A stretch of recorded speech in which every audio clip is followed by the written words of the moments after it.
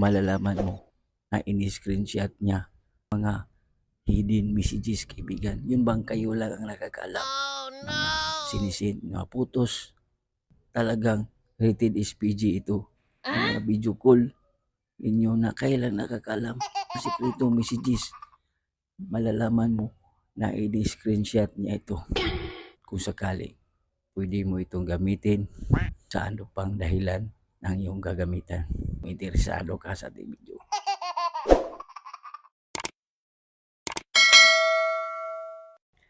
Sa bago nating video. Let's go! Ang una mo lang gawin, kaibigan, ay hanapin ang iyong ka-chatmate. Dito, pag una ang iyong ka-chatmate, itatap mo lang itong I. Then, mag-scroll down ka lang. Hanapin mo lang itong disappearing messages at itap lang natin. Ilipat lang natin sa 24 hours. Back lang tayo. Ngayon, ito ang ating ka-chatmate. Subukan nating mag-chat sa kanya.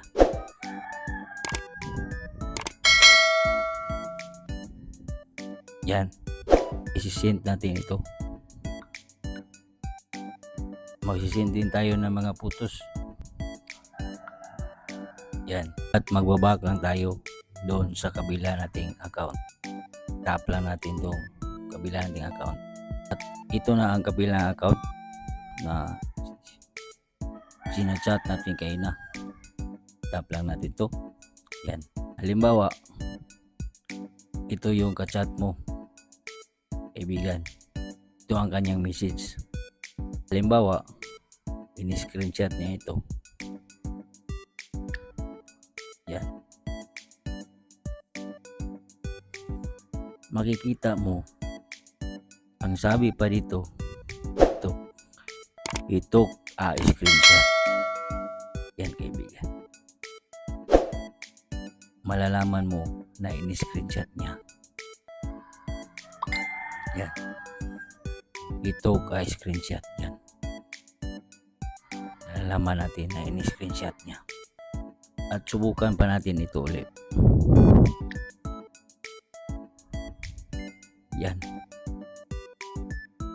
Nagsisend din ng hitok screenshot. At magbabak lang tayo. I-open natin tong kabilang account. At i-open natin to. Ito yung account natin.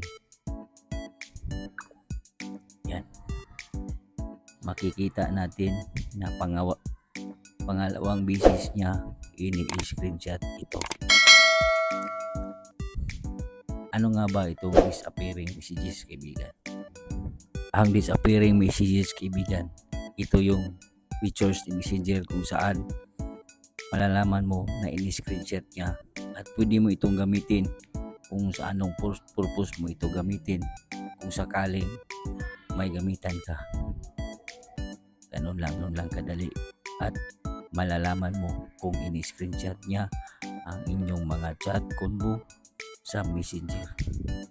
Huwag kalimutang i-follow ako, kaibigan, at i-share na din ang ating video. Ang kalaman ay kayamanan. God bless lahat.